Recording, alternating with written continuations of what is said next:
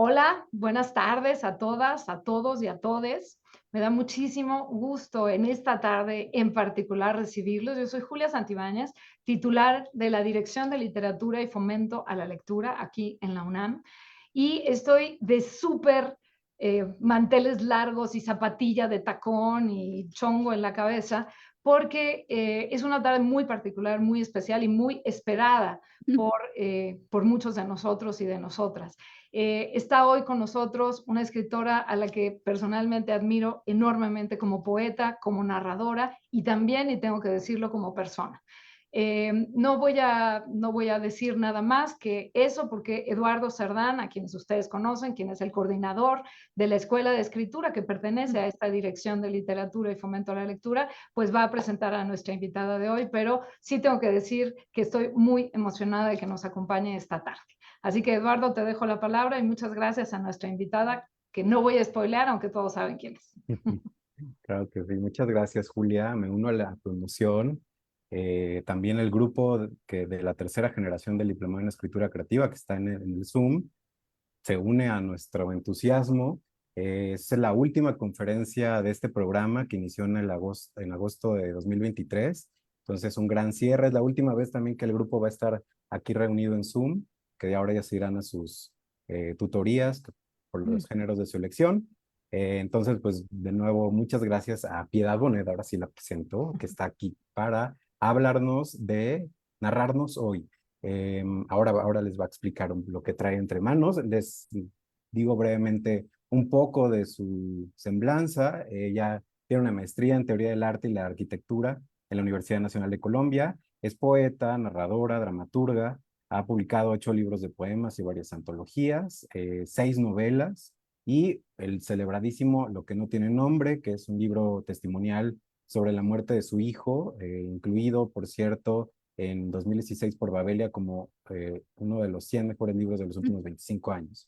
Y además es señero de esto que a lo que se refiere Piedad constantemente, que es la literatura de duelo y desde luego de la escritura autobiográfica que vamos a tocar. Aquí ha recibido varios premios como el Premio Generación del 27, el José Lezama Lima de Casa de las Américas y muy recientemente fue galardonada con el Premio Reina Sofía de Poesía Iberoamericana, entonces también la celebramos muchísimo por eso. Piedad, tienes la palabra. Muchas gracias por estar en la Escuela de Escritura de la UNAM. Bueno, muchas gracias, Julia. Muchas gracias, Eduardo. Buenas noches a todos y todas. Eh, pues es un placer estar aquí rematando este semestre del Diplomado en Escrituras Creativas. Y lo que yo voy a hacer hoy, como promete el título, es hablar del oficio de escribir en este momento en lengua española. También voy a hacer referencia de repente a escritores de otras lenguas, porque pues los escritores hoy nos nutrimos de un montón de lecturas diversas y en este mundo globalizado pues ya no hay mm, esas compartimentaciones que en algún momento hubo. Eh, voy a hacer una charla que está estructurada de una determinada manera, pero que no va a ser una charla estrictamente académica. Voy a hablar desde mi oficio de escritora. Voy a ponerme, y me perdonan, de ejemplo, pero es lo que mejor conozco, sobre mis procesos de escritura. Voy a tocar aquí y allá libros, ¿no? Con los que yo puedo ejemplificar problemas, maneras que yo use de resolverlos, en fin, cosas de esa naturaleza. Espero que esta disertación inicial dure unos 40 minutos, no sé, un poco menos, un poco más, y ahí pues entramos a lo que puede ser muy interesante, que es un intercambio con ustedes, a oír sus preguntas, sus inquietudes, y bueno, tendremos una media horita más para que hagamos eso. Entonces, comienzo. Todo escritor Bueno, yo podría empezar por cualquier lado. Esto es un comienzo arbitrario, ¿no? Pues se me ocurrió esta manera de entrar. Todo escritor está comprometido con su tiempo, con su tradición, pero sobre todo con su voz. Comencemos con esto último, el compromiso con la voz. Raymond Carver, que todos ustedes habrán leído en sus cuentos, en un texto que se llama Escribiendo, que apareció alguna vez en la revista Quimera española, dice lo siguiente: cualquier gran escritor o simplemente buen escritor elabora un mundo en consonancia con su propia especificidad. Y habla también de la firma inimitable que pone en todas sus cosas el escritor. Entonces, vamos a referirnos a eso para tener claridad de qué es la voz. Podemos pensar en autores que tienen una voz muy definida. Se me ocurre, por ejemplo, Saramago, García Márquez. A pesar de que García Márquez tiene varias líneas de escritura, el realismo mágico de García Márquez nos permite identificarlo inmediatamente, pero es posible también que libros como El coronel no tiene quien le escriba o Crónica de una muerte anunciada también nos muestren, podamos identificar fácilmente esa voz. Proust, el que haya leído a Proust sabe que no tiene equivalencia, que nosotros una vez conocemos esa manera de escribir, la podemos reconocer en cualquiera de sus páginas. Bueno, y así podríamos seguir dando ejemplos. Ni se digan los poetas, porque los poetas sí que tienen una voz bien acendrada. Entonces, pues incluso un mismo poeta en el que reconocemos una voz, en cada una podemos reconocer también la voz de su juventud, como Pablo Neruda, en los poemas de amor. Luego los poemas del canto a Machu Picchu y esa voz como épica que tiene allí. Luego entonces el periodo de residencia en la tierra y la poesía más experimental de Neruda. Siempre vamos a ver a Neruda, pero podemos identificar esa voz. Me perdonan por la voz a veces que se me enrarece.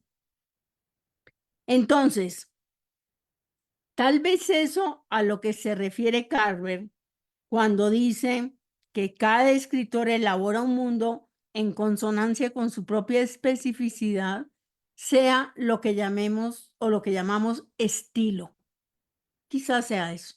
Tenemos que buscar cuál es nuestro estilo. Y tendríamos que volver a la manida frase esa que hemos oído toda la vida de el estilo es el hombre. Yo creo que esa frase sigue teniendo perfecta vigencia. ¿Qué quiere decir eso? Que antes de que nosotros empecemos a escribir, no quiero decir la página de hoy, sino cuando nos planteamos que vamos a ser escritores, lo primero que tenemos que hacer es una indagación profunda sobre lo que son nuestras afinidades. ¿De qué naturaleza es nuestra sensibilidad? Es la pregunta que nos tenemos que hacer. ¿Hacia dónde se inclina nuestro gusto? Eso parece una pregunta sencilla, pero no lo es. No lo es en absoluto. ¿Qué es lo que nos permite reconocernos? Reconocer cuáles son lo que llamaba Eugenio Montejo nuestro ADN poético. Pues lo primero que todo, nuestras lecturas. Entonces nosotros sabemos a quién nos querríamos parecer, por decirlo de alguna manera. Como quién nos gustaría escribir. También la música nos puede revelar de qué manera o hacia dónde se inclina nuestra sensibilidad, el arte plástico, es decir, en general, hacia qué tendemos. Les voy a poner un ejemplo. Cuando yo entré a la universidad, que ya quería ser escritora, tenía 18 años, hice el descubrimiento de Alejo Carpentier, sobre el que después yo iba a hacer mi tesis de licenciatura y mi tesis de maestría. Y yo me enamoré del barroquismo de Alejo Carpentier. Sí, una escritora joven, el barroco siempre es muy seductor para los jóvenes, ¿no? Y dije, yo quiero escribir como Alejo Carpentier.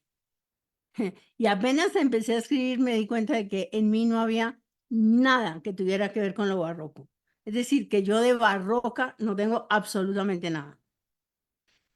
Por el camino se me atravesaron las poéticas de lo cotidiano de Silvia Plath, Rosario Castellanos, Amanda Berenguer, y descubrí que me fascinaba esa manera de aproximarme a la realidad. Y que a mí lo que me apasionaba era lo íntimo, lo cotidiano, lo menudo, lo pequeño. Me acuerdo que leía a Isaac Dinesen, Lejos del África, que tiene una sensibilidad por el detalle y por la penetración de la realidad que está viendo de una manera muy poética. Eso, yo descubrí que a mí me gustaba lo poético. O sea, después iba a descubrir que yo soy fundamentalmente poeta. ¿Sí? Antes que narradora soy poeta, ¿no? Ahora, vino otra revelación gigantesca que yo quisiera que todos ustedes se le midan a esa lectura. Yo sé que da susto, pero es Proust, aunque sea leer el primer tomo de En busca del tiempo perdido, porque esta es una lección suprema de literatura y de compromiso con el lenguaje. Entonces, Proust me iluminó muchísimo porque tiene esa manera minuciosa de acercarse a los recuerdos, poniendo el énfasis en lo atmosférico, en los símiles. Los símiles son espectaculares en él. Hay otro que tiene unos símiles maravillosos que es Truman Capote, que no tiene nada que ver con Proust. Es una literatura súper directa, ¿no? Los norteamericanos nos hablan de la eficacia de narrar. Proust de la sofisticación en la narración. Entonces, después tuve que hacerme otras preguntas. Por ejemplo, como me gusta la realidad cotidiana, iba a hablar de manera prosaica de la realidad cotidiana. Me iba a interesar, por ejemplo, la antipoesía. ¿Saben? Toda esa tendencia latinoamericana a lo antipoético, pues dije, no, eso no es lo que me interesa.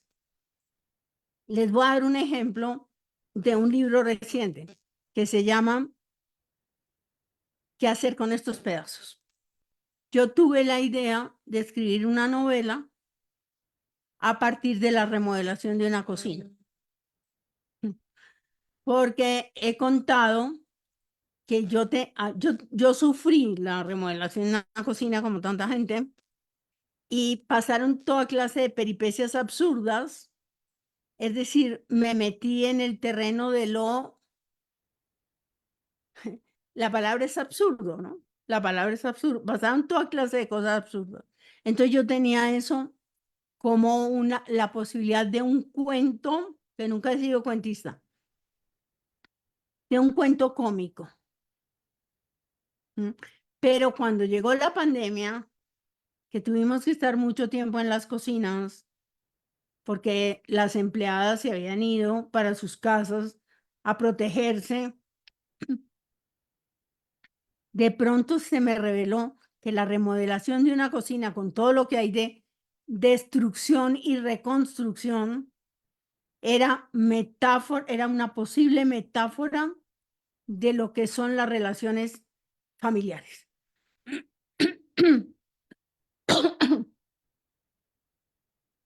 Y empecé a escribir esa novela, que es pues sobre la más tremenda de las cotidianidades.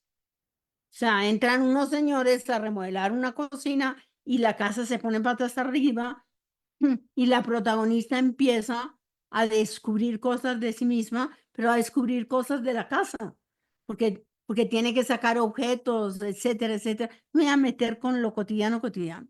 Entonces dije, bueno, esta novela solo admite un lenguaje muy directo. Nada de frases ampulosas, ni nada de eso, pues, porque cada novela le pide a uno el lenguaje que necesita. Bueno, pues bien, yo me senté y escribí 40 páginas en ese lenguaje que me había propuesto. Y cuando releí, porque claro, uno cada vez que se sienta relee, pero de pronto hace una relectura de todo lo que lleva para ver esa cosa cómo se nota, cómo se ve. Y me di cuenta que era de una pobreza profunda, porque yo estaba hablando de lo cotidiano con un lenguaje cotidiano y prosaico, y ahí yo no estaba haciendo aporte de ninguna clase. Entonces me devolví, que es lo que uno siempre tiene que poder hacer, llenarse de valor y devolverse. No quería decir que yo destruyera todo lo que había hecho, eso tampoco, ¿no? Eso sería demasiado frustrante, sino rehacer esos textos. Lo que me propuse fue con un lenguaje muy incisivo, mucho más rico, mucho más lleno de imágenes enriquecedoras. No sé si me estoy explicando. Por supuesto, nada barroco. Por supuesto, nada absolutamente poético, no. Pero sí con un lenguaje muy punzante, muy preciso, rayando con la poesía, rayando. Entonces logré un contraste entre la realidad prosaica a la que me estaba refiriendo y la manera de nombrar esa realidad. Y creo que ahí la novela mejoró sensiblemente. Me acuerdo también, por ejemplo, que cuando era muy joven, me fasciné con Borges, tanto con la narrativa como con la poesía. Me fascinó sobre todo la poesía borgiana, que les recomiendo si no la han leído. ¿Y qué pasó? Que yo quería escribir poemas con la contundencia de Borges, pero yo no tengo la racionalidad tremenda que tiene Borges. Borges tiene un pensamiento casi matemático o filosófico, podríamos decirlo. Viene de la filosofía, por supuesto. Entonces, de lo que les estoy hablando es de la búsqueda de la voz. ¿Quién soy yo en realidad? ¿De qué manera me gustaría escribir? Ya voy a profundizar un poquito más en eso. Acuérdense que Harold Bloom habla del miedo a las influencias.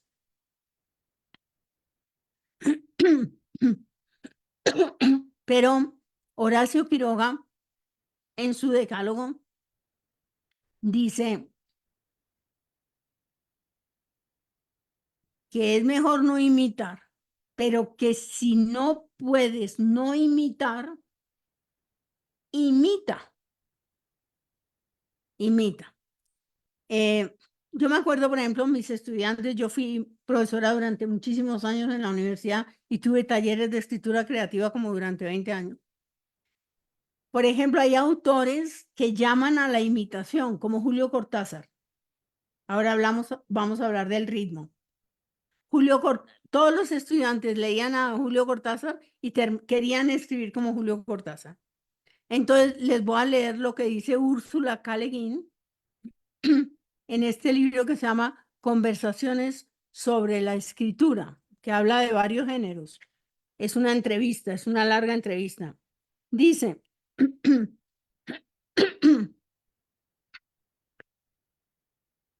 en las artes, la persona que está aprendiendo ha de entender la imitación como un método de aprendizaje. Si no, es plagio. Solo imitas para aprender, pero no vas y lo publicas. O si lo haces, dices, estoy imitando a Hemingway. Hay que aprender leyendo buenos textos y tratando de escribir así. Si un pianista nunca ha oído a otra persona tocar el piano, ¿cómo va a saber lo que tiene que hacer? Creo que estamos desaprovechando las posibilidades que nos ofrece la imitación. Todos hemos visto en los museos la gente que imita los cuadros que están ahí, ¿no? Están imitando, no sé, a los impresionistas y que hacen cosas idénticas. ¿Es para qué? Para enfrentarse con la técnica y para saber de las dificultades y para por ese camino llegar a sus propios hallazgos, ¿no? Entonces, ¿qué sería el estilo? Esto también es discutible. En estos días estaba, no sé, oyendo o leyendo a alguien que decía que no creía en eso del estilo. Yo creo que es una manera de aproximarnos que nos sirve, digamos, pedagógicamente. Susan Sontag dice que si hay algo inevitable es el estilo. Fíjense qué frase tan poderosa. Dice, las obras de arte más atractivas son las que nos permiten la ilusión de que el artista no tuvo alternativa, de tan plenamente identificado está como está con el estilo. ¿Mm? En cambio, Luis Ferdinand Céline, el escritor, que tiene ese libro bellísimo que se llama Largo viaje hacia la noche. Él dice, consiste en un modo determinado de forzar las frases para sacarlas ligeramente de su significado habitual, de los goznes, por decirlo así, desplazarlas y forzar al lector a desplazar él mismo su sentido, pero muy ligeramente. Porque todo esto, si resulta pesado, es una pifia.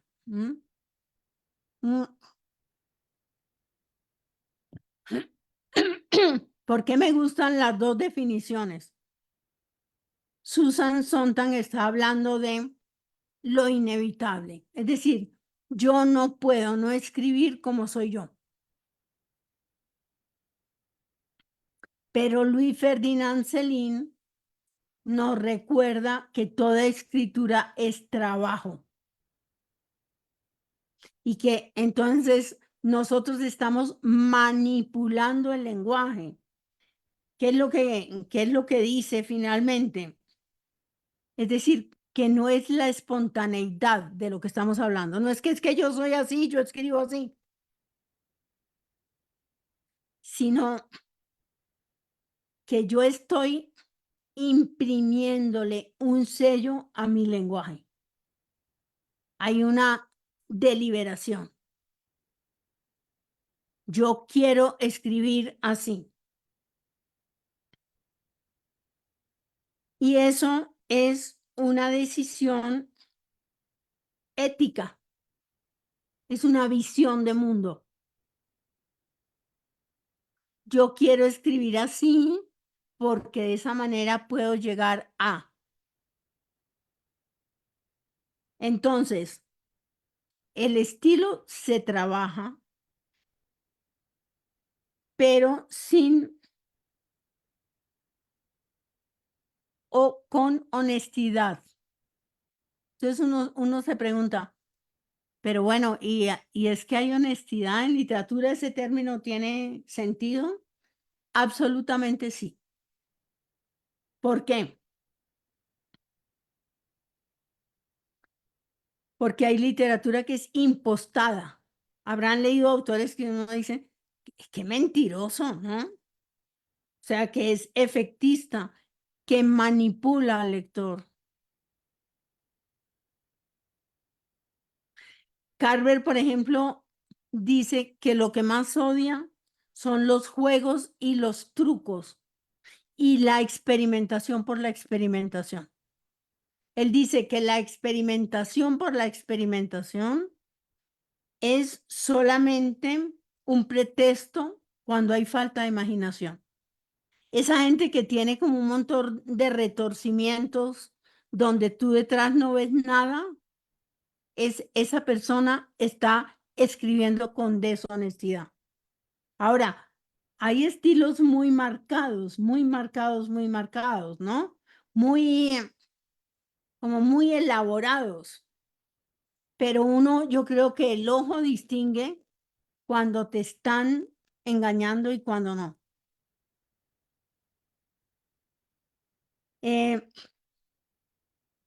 Ahora, el lector no debe ser consciente de ese trabajo. Es decir, no debe estar mirando las costuras, como que se puedan ver, que se pueda ver allá al escritor trabajando. Debe pasar por el texto con un gran deleite, salvo los que leemos de otra manera, como los escritores, que estamos leyendo siempre en dos planos, para disfrutar, entregados al libro como cualquiera, digamos, el lector ingenuo del que hablaba Cortázar.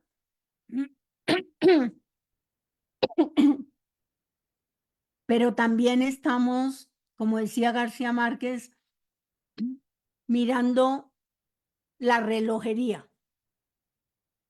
No, nosotros los escritores siempre estamos mirando qué hace el escritor, ¿cierto? Tenemos que saber leer en esos dos planos. En eso consiste. Porque tampoco vamos a leer ingenuamente, porque si no, no estaríamos aprendiendo nada.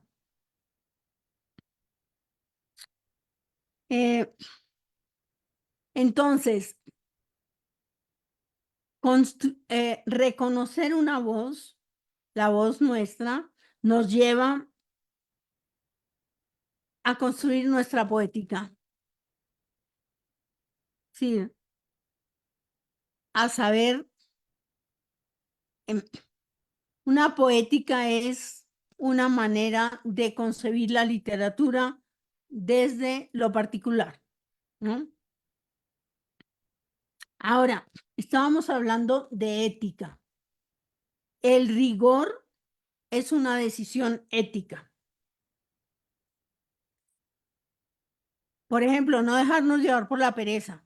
No sé si ustedes habrán leído libros que se derrumban en las últimas 25 páginas. Porque el lector le dio una pereza horrible, no sabía cómo terminar y terminó de cualquier manera. ¿Mm? Hay unos autores que son así, la novela va toda muy bien y de pronto se deshace. Eso es porque le faltó rigor y sobre todo porque le faltó paciencia. El escritor Darío Jaramillo decía que tenía un letrerito encima de su computador que decía paciencia. O sea, tenemos que saber que la escritura tiene unos tiempos y no podemos forzarnos. No es que queremos publicar en noviembre, no. Es que si esto necesita 1 año o 2 o 3, pues dejamos que el trabajo sea el que nos va marcando el tiempo, ¿no? Ahora, estaba hablando de rigor, ¿no? El rigor de la palabra. Me acuerdo que mis estudiantes escribían un poema que estaba relativamente bien y había 2 cosas en las que fallaban. El título, porque les dio pereza. Ay, pusieron ahí cualquier título o no pusieron nada. Y el último verso, ay, porque es que ya no pude más. ¿No? No, hay que esperar hasta que ese último verso aparece, o ese verso en general aparece, o esa frase aparece. ¿Cómo empezamos una novela? Con esa frase contundente que va a dejar absolutamente interesado al lector. Hasta que no la encontremos, no desmayamos. Es decir, puede que no la encontremos al principio. Seguimos escribiendo. Sabemos que tenemos eso pendiente. Hasta que un día viene la iluminación. Porque el cerebro está trabajando, allá está trabajando, trabajando, trabajando. Y de pronto aparece la frase y eso es lo que tenemos que poner. Entonces, no confundamos tener rigor con escribir correctamente. O sea, la palabra corrección en literatura es una palabra equívoca. No se trata de escribir bien. No sé si me explico. Hay que tener respeto por las palabras, eso dice Carver, porque es nuestra materia prima. Hay que esperar a que cada palabra sea la necesaria, ¿cierto? La palabra justa de la que hablan los franceses, pero no se trata de hacer lo que también los franceses llaman la pieza bien hecha, la pièce bien faite, que decían para el teatro, la pieza perfecta. No, ya las novelas de hoy no son piezas perfectas. Son obras que pueden, digamos, ser un poco caóticas incluso, pero que tengan una intensidad y una capacidad de comunicación que hagan que sea una gran novela o por lo menos una buena novela. Hay una novela imperfecta que es El Quijote. El Quijote tiene un montón es un amasijo de cosas y sin embargo es una gran novela. Acuérdense que a Cervantes a Sancho le roban el asno en la primera parte y aparece sentado en el asno en la segunda. O sea, se le pasó ese detallito. Y nosotros se lo perdonamos porque la novela tiene un peso específico tan grande que no es perfecta, pero es maravillosa. Entonces, las reglas las pone uno. Uno es el que se pone el límite de la coherencia. No sé si me explico. Yo lo que quiero es esto y a eso es a lo que le va a trabajar. Ahora, cada libro hace sus exigencias. Estructura, ritmo. Entonces, cada libro tiene su propio ritmo. No sé si han leído a Thomas Bernhard, que tiene un ritmo que es como una catarata, como una catarata, como una catarata. A Olga Orozco, la poeta argentina, que tiene versos inmensos todo el tiempo. Ella es así. Ella es como las olas del mar, digámoslo, de alguna manera. El otoño del patriarca, desde el principio García Márquez supo cuál era el ritmo del otoño del patriarca, que es un ritmo ciclónico, podríamos decir. Pero en cambio la crónica de una muerte, anunciada, que viene del periodismo, tiene un ritmo cortante, ¿no? Que nos va diciendo, entonces, cada novela tenemos que encontrarle un ritmo, o cada cuento. Yo también estoy hablando aquí de cuentos, ¿no? Lo que pasa es que me concentro en la novela porque como que me permite explicar mejor.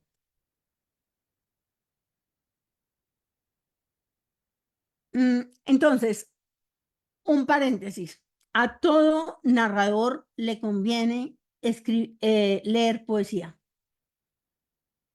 Que la poesía le da una noción del ritmo. La poesía es una libertad con freno.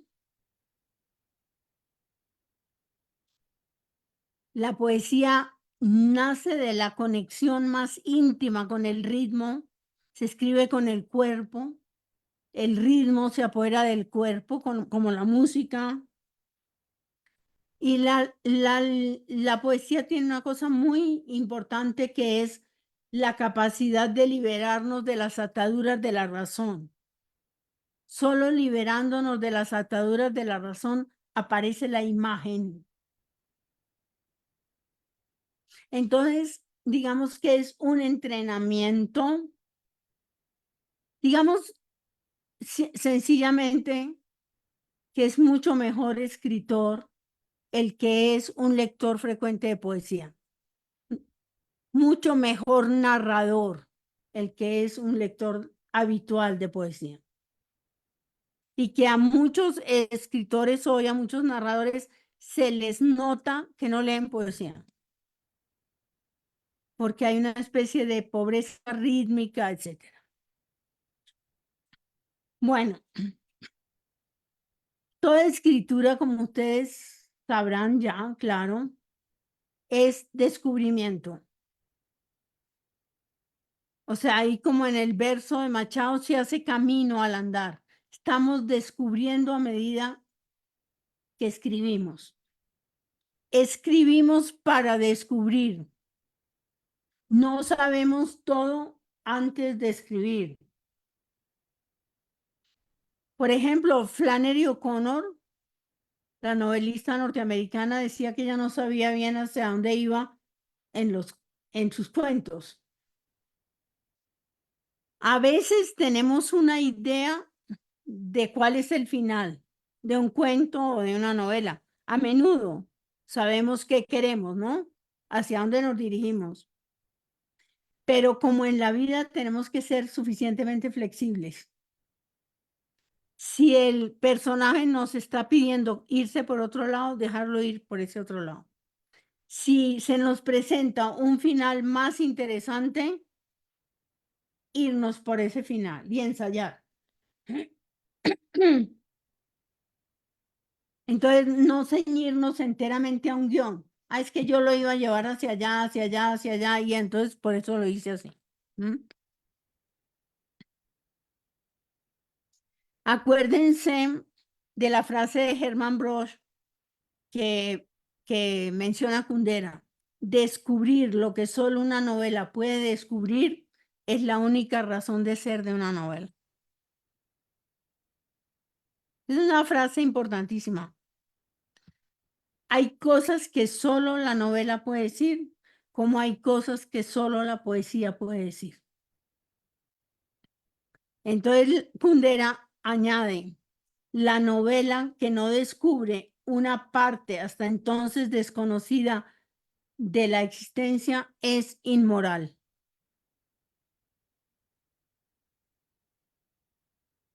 O sea, cuando uno asume una novela, es porque esa novela va a revelar algo sobre el mundo.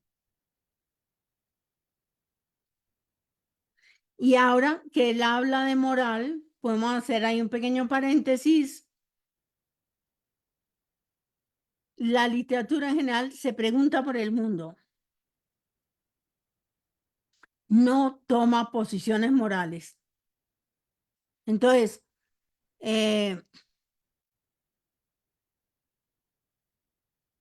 Flaubert no se pone a juzgar a Madame Bovary, ni Tolstoy a Ana Karenina, ni Dostoyevsky a Raskolnikov. ¿Por qué?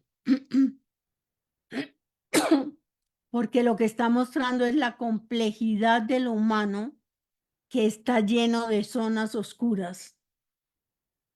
Entonces, acuérdense que hay dos valores gigantescos que son la ambigüedad, que no todo sea claro y diáfano, y la complejidad. Son dos cosas diferentes, ¿no? La novela es una interrogación sobre el mundo que muestra básicamente que el mundo no es en blanco y negro, sino de una profunda complejidad con zonas de oscuridad que nunca lograremos penetrar. Y la novela tiene el deber de mostrar esas zonas oscuras. ¿Qué es lo que es en el fondo Raskolnikov? Perdón. Madame Bovary es una pobre frívola enamorada de los libros y de cualquier imbécil, o es una mujer en disidencia con el mundo que en realidad está buscando un camino de liberación de un matrimonio convencional opresivo. Esa es una pregunta que todavía se hacen los lectores hoy, que hay gente que le da la razón a Carlos Bovary y dice que pobre Carlos trabajando como un loco allá como médico y Madame Bovary haciendo de las suyas, ¿no? O lo contrario, ese pobre imbécil no se merece a Madame Bovary, que es una mujer de mucho vuelo. Entonces, esa complejidad y esa pregunta es la que debe estar siempre rondando en las novelas. Y lo que nunca podemos perder de vista es el sentido.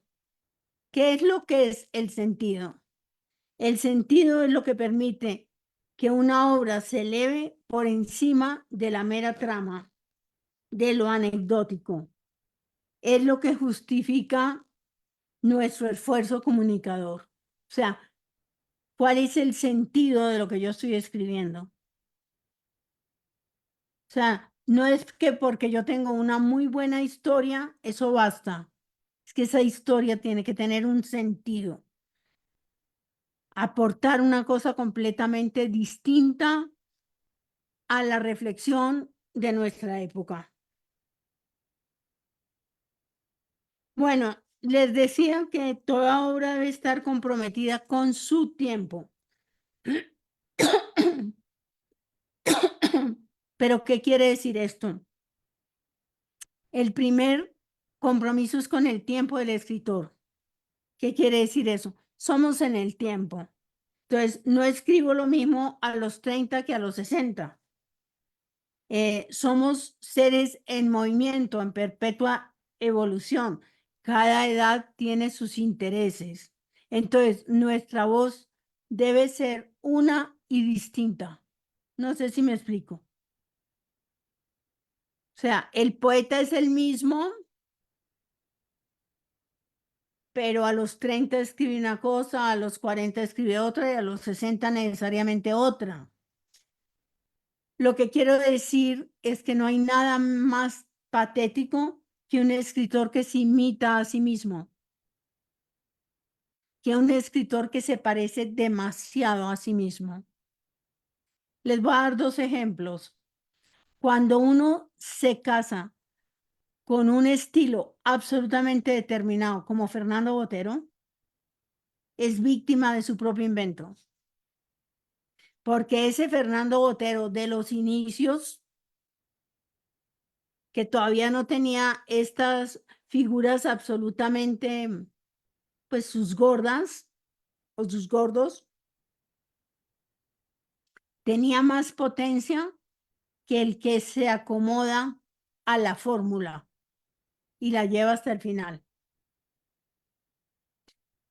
Hasta García Márquez, que fue un tipo capaz de renovarse cada vez, al final hace realismo mágico copiándose a sí mismo. ¿Me explico?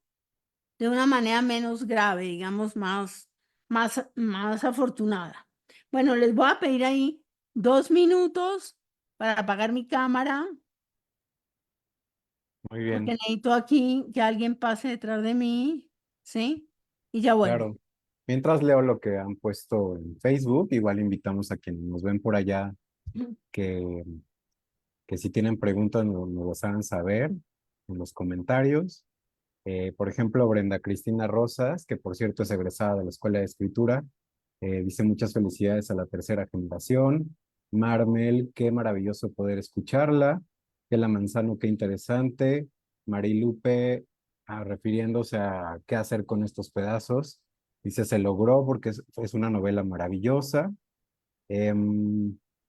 Bohemia, muchas gracias, maestra.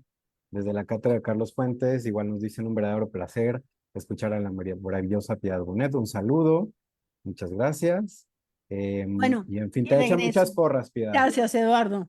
Sí, sí, Bueno, claro. me falta todavía Adelante. un poquito, me falta todavía un Sí, poquito. claro, ¿Sí? por favor. Bueno, esto me está resultando más largo de lo pensado, entonces yo voy a abreviar. Eh, Tendríamos que decir que la originalidad a ultranza no es lo que debemos buscar, pero que tampoco debemos conformarnos con ser epígonos de aquellos que nos encantan, ¿no? Lo que tratamos de hacer es tener una voz auténtica, tener una voz diferente. Para eso tenemos que conocer la tradición de la que venimos, pero de alguna manera conocer lo que se está haciendo. Ahora, sin que eso nos limite, porque si esperamos haber leído todo lo que tenemos que haber leído, no vamos a escribir jamás. Entonces, lo que tenemos que hacer es ir leyendo a medida que escribimos, sin la ambición de conocerlo todo y saberlo todo, porque eso es imposible. Bueno, no hemos hablado aquí de una cosa muy importante que es la emoción. Es verdad que las ideas importan, pero lo que un lector está demandando siempre son emociones, intensidades, cosas muy, digamos, profundas. Entonces, no podemos confundir emociones con sentimentalismo. No es inducir al sentimentalismo del lector. El sentimentalismo es el manoseo de los sentimientos, es la manipulación del que lee. Yo me voy a poner brevemente de ejemplo. Cuando escribí Lo que no tiene nombre, lo primero que me propuse es austeridad, contención. Escribir lo más brutal, primero, sin exteriorizar la emoción, porque sería una obviedad. Y segundo, con la palabra contención es la precisa, sin desbordamientos afectivos. Y así se logra una intensidad infinitamente mayor. Digámoslo con una frase, el sentimentalismo puede ser la peste de la literatura. El sentimentalismo está de afuera en todas sus formas. Las canciones, el cine, todo está lleno de sentimentalismo. La gente está llena de sentimentalismo. Pero una cosa es el sentimentalismo y otra cosa es el sentimiento. Bueno, llegamos a una partecita importante, ya casi vamos terminando, y es, bueno, que Saramago escribe que la literatura no ha transformado el mundo, cosa evidente, ¿no? Si no, no estaríamos como estamos. Pero en cambio, el mundo ha ido transformando la literatura. Entonces nosotros tenemos que saber estar a la altura de nuestro tiempo. Por eso tenemos que estar empapados un poquito de lo que se está haciendo. ¿Qué está pasando hoy? Bueno, como saben, un auge tremendo de la literatura del yo. La autoficción, la literatura autobiográfica. Annie Ernaux se acaba de ganar el premio Nobel.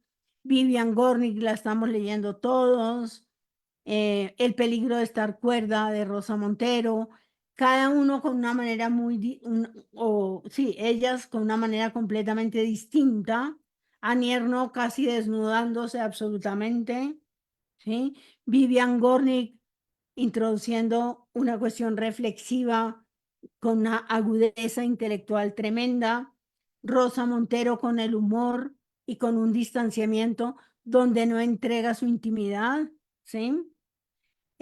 Bueno, eso no se lo inventaron ahora, eso tiene antecedentes en la literatura moderna. El libro de Primo Levi, Si esto es un hombre, sobre su propio paso por los campos de concentración, pues es eso mismo, ¿sí? Acuérdense con esa contención que él trabaja, ese dolor profundo de estar allí. Lo que pasa es que la literatura autobiográfica fue menospreciada durante mucho tiempo, fue considerada como un género menor, por un intelectualismo, por un marxismo, ¿sí? Que proscribía todo lo íntimo, pero estamos en la época de los selfies, estamos en la época de Instagram, estamos en la época de Facebook, estamos en la época de más exhibicionismo del yo, de más impostura también. Entonces, la literatura del yo nos aproxima a una forma auténtica, verdadera, profunda, compleja de mostrar el yo. Y yo creo que es una alternativa muy importante que hay hoy. Yo acabo de escribir un libro autobiográfico, lo entregué hace poco, sale en agosto. Allí me encontré con muchas dificultades, creo que hoy no alcanzo a desplegar eso, pero digamos que hay que plantearse de qué naturaleza es el pacto con la verdad en el libro autobiográfico, no en la autoficción. La autoficción es ficcionarnos, pero prometiéndole al lector que le estamos hablando desde un yo verosímil, desde un yo verdadero. O sea, una cosa es la novela, que es la ficción. Otra cosa es la autoficción. Yo tengo un libro de autoficción que es El presidio de la belleza, que en un 50% es autobiográfico y en un 50% es ficción. Entonces hay un despiste del lector que no va a poder saber hacer esa diferenciación. Tengo este libro autobiográfico en que hice un pacto con la verdad. Todo lo que yo le estoy contando, Señor, es verdad. Y si yo llego a infringir ese pacto y me pongo a ficcionar, estoy cometiendo, estoy cayendo en la deshonestidad, porque yo le prometí a usted que lo que le iba a decir era verdad. ¿Sí me explico? Ahora, ¿qué me permitió ver o escribir ese libro? Que tenemos un montón de mitos personales, de mentiras. Es decir, que hacer un libro de carácter autobiográfico no es volvernos a mentir sobre nosotros mismos, como nos hemos mentido media vida, sino ir hasta el fondo, para eso lo escribimos, y mirar cuál es la realidad más cruda que hay detrás de lo que nosotros vivimos cotidianamente. También es muy interesante trabajar con lo autobiográfico por las fluctuaciones de la memoria, porque no vamos a escribir libros como las autobiografías convencionales que empezaban cuando éramos chiquitos, ¿no? Ya hasta la edad que tenemos, no. Yo creo que ahora se escribe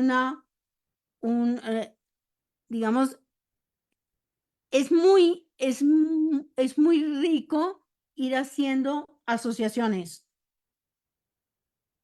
Entonces, unir y venir, que en la ficción también todo el tiempo estamos haciendo eso, unir y venir, porque esa rigidez extrema, o sea, no lo que en lo autobiográfico y en la autoficción lo importante no son los hechos, sino el peso emotivo de los hechos y el peso significativo de los hechos. Es ahí donde ponemos los énfasis. No es que vamos a contarlo todo, porque también hay una cosa muy importante, es que el silencio es muy importante, tanto en la novela como en la poesía, como en lo autobiográfico. No tenemos que decirlo todo. No se trata de exponernos ahí en una desnudez impúdica. Yo creo que el pudor es siempre muy importante en literatura. ¿no? No tenemos que cargar al pobre lector con todas nuestras miserias, ¿no? Bueno, y entonces sigo. Las nuevas formas de lo fantástico. Les estoy dando ideas para que ustedes piensen en sus intereses, que ya ustedes habrán te pensado en eso, pero bueno. Las nuevas formas de lo fantástico, que por supuesto se están dando sobre todo en la Argentina, que es el que tiene la tradición de, bueno, todo el cono sur del peso de lo fantástico, desde Lugones y Borges, pasando por Cortázar y Bioy, el excéntrico de Felisberto Hernández, hasta hoy, que Samantha Schweblin o Mariana Enríquez están haciendo cosas diferentes y tal vez otros, yo no conozco todo. Está la narrativa de la diversidad, de las personas LGBTIQ, ¿sí? De la literatura queer, del mundo gay, transgénero, bueno, esa es una beta muy importante. Tenemos autores muy chéveres, Camila Sosa Villada, Giuseppe Caputo, Gard Greenewell, que han sido antecedidos por gente como Cristina Peri Rossi, Reinaldo Arenas, Fernando Vallejo, Lemebel. Literatura con un marco político, eso siempre habrá. La historia revisitada como Gabriela Cabezón, dictaduras, corrupción, a veces en forma de ciencia ficción, como en el caso de Nona Fernández, nuevas formas de abordar la violencia, la novela sobre el narco, sacarla de ese marco del realismo absoluto y llevarla por caminos diferentes. Pues a cuántos países nos concierne el narco, a muchos, ¿no? Pues México y ahora Ecuador y Colombia ni se diga. La literatura testimonial, que no es necesariamente la literatura autobiográfica, digamos que sea testimonio de algo, de la enfermedad, del duelo. Lina Meruane contando Sangre en el ojo, sobre el padre, sobre la madre. Lo híbrido ensayístico, como en Siri Husbeth, Padres, Madres, Hijos, creo que se llama así el libro. La narrativa feminista que está en primer plano, la maternidad. Raquel Kusk hablando sobre divorcio, sobre matrimonio, Chicas muertas de Selva Almada, Brenda Navarro, Casas vacías. La vuelta a la tierra y al paisaje es otra opción que hay ahora, de manera muy renovada, pues superando todo lo que, o superando no, porque eso, la palabra superar en literatura no existe, pero ya por supuesto costumbrismo nada, por supuesto ya no es Ricardo Giraldes ni Doña Bárbara, es otra manera de aproximarse a la naturaleza, porque hemos cambiado toda la visión de la naturaleza. Los mundos distópicos son una manera de hablar de las cosas aterradoras que están pasando, la novela negra, en fin, como siempre lo importante en literatura no es el tema, sino la forma. El lenguaje es lo que es definitivo. Los temas serán siempre lo mismo. Ahora, cada época tiene una visión de mundo, que es lo que he querido mostrarles aquí. Y bueno, finalmente tendría que decir que no perdamos de vista que la literatura es un acto político. Primero es una confesión de fe en la palabra, una confesión de fe en que lo que hacemos tiene sentido social, que no nos interesa lo ornamental. Y segundo, que la literatura está hecha para incomodar, para transgredir, para descolocar. Es decir, que como decía, creo que es Octavio Paz, el espíritu crítico es el espíritu de la novela.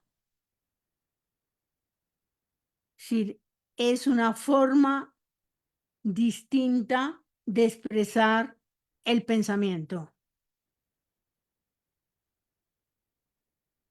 Y bueno, finalmente quisiera rematar diciendo que siempre nos está amenazando el fracaso, que siempre es necesario tener miedo de lo que estamos haciendo, porque sin ese miedo no valdría la pena lo que hacemos, que siempre habrá un lugar para la incertidumbre mientras estamos trabajando, siempre habrá quien diga que no le gusta lo que hicimos, que tenemos que estar, digamos, armados para que nos destruyan o intenten destruirnos, y que es el tiempo el que le da la razón o no a lo que hemos hecho. O sea que si tenemos eso claro, no nos vamos a dejar abatir por todo lo que pasa con el mundo editorial, con las dificultades de que a veces las cosas se posicionen donde toca, en fin, que el éxito no es lo que nos debe mover, sino la pasión. Es decir, que si somos escritores es porque no podemos ser otra cosa, porque tenemos una necesidad. No estamos escribiendo para ganarnos el Nobel, sino para darle sentido al día a día. Y bueno, ahí paro. Son las 8:05, me volví 20 minutos. Perfecto. Muchas gracias, Piedad. Muy Entonces vamos emocionante. a 15 minuticos Sí, de preguntitas o lo que sea. sí, pueden ir levantando la mano, por favor. Isabela, ya te apuntaste. Que también es colombiana, Piedad, es tu paisana. Ok. Adelante, No, Isabela. y te tengo demasiado seguida. Por acá tengo tu libro que me firmaste en el 2019 ya. Ya hace ratico Ok. que voy escuchando tus charlas y tus consejos. Mira, tengo muchas preguntas. No voy a ser abusiva, voy a hacer solamente 2 de las 10 que tengo, pero si veo que mis compañeros me dan el chance, igual me vuelvo a meter. Vuelvo a preguntar. Bueno, la primera pregunta es que tú hablas de esa construcción de la voz, de esa especificidad según otros autores y del estilo. ¿Tú sientes de pronto que en tu trayectoria la construcción de tu voz poética ha sido distinta de la construcción de tu voz narrativa? ¿Cómo has manejado esa construcción de esas voces? Si es que son distintas o crees que es una sola. Porque, pues bueno, generalmente se suele creer que como que la poesía va por un lado y la narrativa en otro. Y en ese sentido, mi segunda pregunta, y es ¿cómo vuelves al poema después de haber escrito narrativa? Porque pues eso lo hablo, digamos, personalmente. Siento que de pronto la narrativa se enriquece muchísimo más de la poesía, pero que la poesía, en cambio, digamos que no se pueda enriquecer de la narrativa, sino que es más, como más difícil volver a encontrar ese tono poético que no sea ya, sobre todo, pues como tú también que eres muy de las imágenes, que no sea tan narrativo, porque digamos, ese es un estilo de poesía, pero en lo que he leído de ti, pues siento que eres una poeta mucho más de la imagen, de lo condensado, ¿cierto? Y no sé cómo funciona, entonces eso sí para ti no ha representado, digamos, ningún problema. Estas serían mis 2 primeras preguntas. Mm. Bueno, Isabel, a ver, trato de contestar. Mm.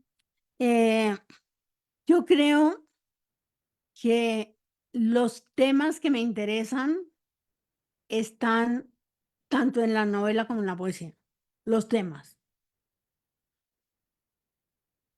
Pero por supuesto, yo escribo novelas porque la poesía no puede decir lo que dicen mis novelas, y escribo poesía porque no puedo decir en la prosa lo que sí digo en la poesía. Eh, entonces, pero yo creo que hay una cosa en común que es ese interés por la intimidad, por lo cotidiano, todo eso de lo que estaba hablando, ¿no? Por los lazos familiares, por la infancia, por la enfermedad y la muerte. Lo que pasa es que, claro, y empiezo a contestar la segunda pregunta, eh, cuando, cuando tú estás demasiado metido en la novela, como la novela es tan absorbente, que la novela te lleva mínimo 8 meses, mínimo, pero pueden ser 5 años, en que tu cabeza solo está pensando en eso, en eso, en eso, mientras te bañas, mientras caminas, mientras manejas o vas en el bus. Entonces, el pensamiento poético es mucho más difícil, porque no tiene los intersticios para pasar. Pero por eso también te tienes que dar la pausa de la lectura de la poesía, porque tienes que estar leyendo narrativa, pero tienes que estar leyendo poesía si es que quieres escribir poesía, porque el disparador máximo para mí del pensamiento poético es la lectura de poesía, porque aviva mis propios fantasmas. Entonces ya si no tiene ningún problema cuando te sientes a escribir un poema, no es que se te viene la narrativa y te lo borra, no. Es que entras en el modo poesía. Y cuando estás en la narrativa, entras en modo narrativa, pero la poesía sí está ahí. ¿Sí? Entonces, es muy bonito eso. A mí me gustan mucho los escritores que son poetas, como por ejemplo, ay, ahora se me olvidó. Bueno, pues podemos hablar de Virginia Woolf.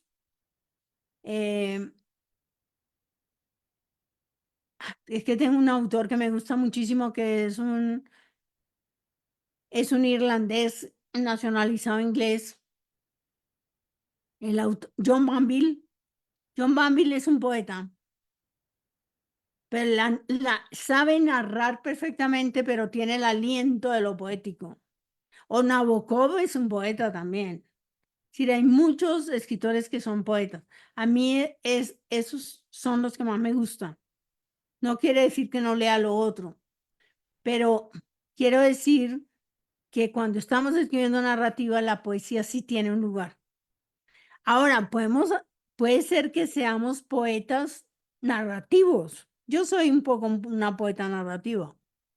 Yo tiendo a narrar en la poesía, pero como tú dices, hay una cosa lírica en mi poesía que no puedo dejar y que es lo que hace que mi poesía sea lo que es. Entonces, narrar solamente escuetamente, pues no, pero toda poesía tiene aliento poético por más grasamente narrativo que sea, o por lo menos debe tenerlo. ¿Listo? ¿Maureen? Ahora en adelante. Hola, saludos de Costa Rica. Antes de hacer mi pregunta, muchas gracias a los compañeros organizadores del diplomado y a Piedad porque es un cierre extraordinario. O sea, cada palabra,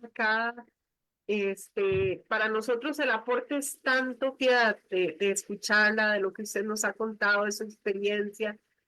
Así que muchísimas gracias. A mí me dejó pensando mucho lo que usted mencionaba de tener la paciencia, de cerrar bien, de no apresurarse, lo que usted mencionaba ahora, de vencer ese desánimo que a veces puede haber en el punto editorial. Y yo quería preguntarle cómo ha sido en su experiencia personal como escritora esos momentos en que usted ha vivido eso, querer cerrar una obra y que aún no esté lista, publicar una obra que tal vez no fue recibida como usted esperaba que lo fuera, como sus propias luchas personales alrededor de estos temas. ¿Cómo ha sido su experiencia? Bueno, en el libro que viene cuento básicamente eso, pero puedo hacer un mini anticipo, ¿no? Y es que yo publiqué muy tarde, a los 39 años, mi primer libro. Pues estaba escribiendo desde los 15, pero estaba metida en el mundo académico y no pensaba que lo mío le interesara a nadie. Me ayudaron los concursos. Entonces, yo siempre pienso que los concursos ayudan mucho. No todos están viciados. Y como yo era una desconocida, pues ganaba una cosita acá, una cosita allá, hasta que me gané el premio nacional finalmente, después de 2 libros, ¿no? Y eso ya me dio como un espaldarazo. Pero lo que quiero decir es que si me tocara volver a vivir, sería más audaz. Lo que pasa es que no tengo ese don que tienen algunos de ir aquí decimos lagartear, de ir a metérmele al mundo del editor o a decirle a este que me ayude nunca he tenido esa habilidad. Digamos que esa fue una dificultad grande, que yo no confiaba suficientemente en mi talento. Entonces, yo pienso que hay que confiar más.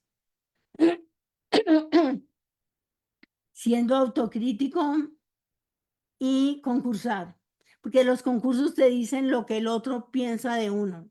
Ahora, que si no ganas en 5 o 6 concursos, eso tampoco quiere decir que eres malo. Puede decir que no eres tan bueno como te gustaría ser, pero no quiere decir necesariamente que soy malo, ¿sí? Lo otro, las verdaderas dificultades son cuando llego a una parte del libro en que encuentro que ya no sé cómo hacer.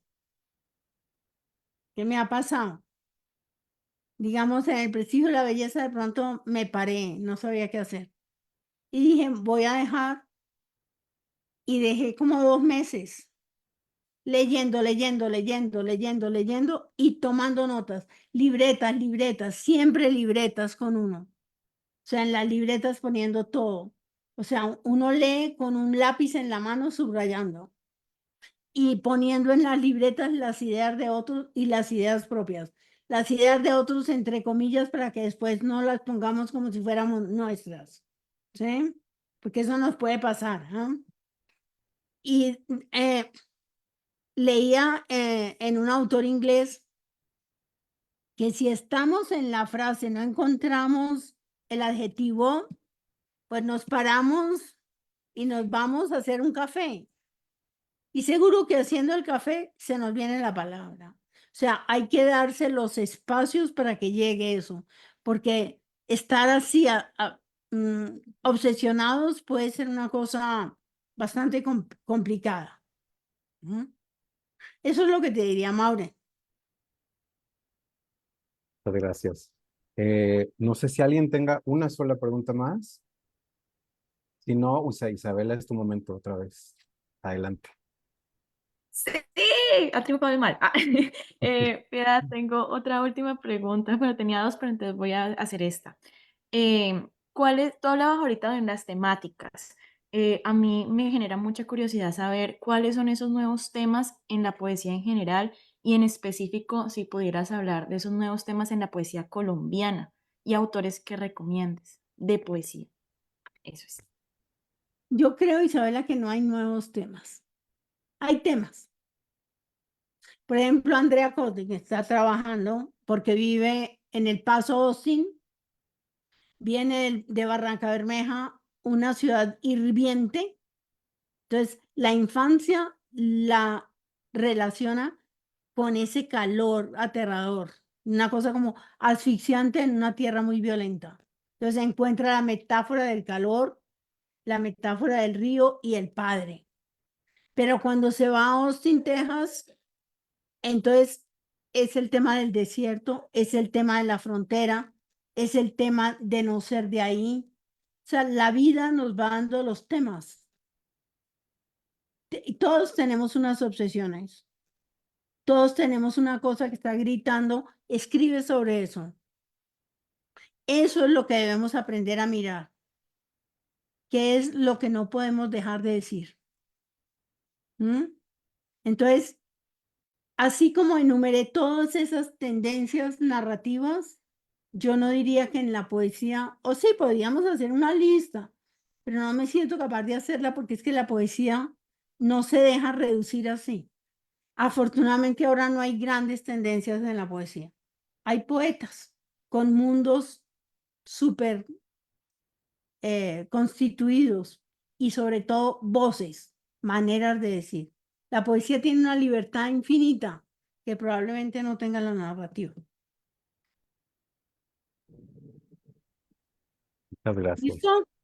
¿Listo? Sí, ¿Terminamos? sí, terminamos. Muchas gracias, Piedad. De verdad que fue muy emocionante tu charla. Nos quedamos con Bueno, muchísimo. gracias. No, sí, un montón de Bueno, ideas y títulos. Y es un súper cierre de clases para esta tercera generación del diplomado. De verdad, muchísimas gracias por tu generosidad. Gracias al grupo que estuvo aquí, muy pendiente, y también a quienes nos siguieron en el Facebook de Literatura UNAM. Felicidades de nuevo a las personas que terminan sus clases. Piedad, de verdad, mucha un lujazo, suerte. un lujazo. Julia ya va montada Julia va en el en su carro, carro y hay cielo azul en México. y en las Aquí últimas, estamos ya de porque noche. Bueno, fue un placer, Eduardo. Un placer estar con todos ustedes y espero algún día estar allá de cuerpo presente para poder charlar tete a tete. conste. Muchas gracias, Piedad. Ok, chao pues. Un Hasta abrazo. luego. Buenas Gracias. noches. Chao, chao. Yes.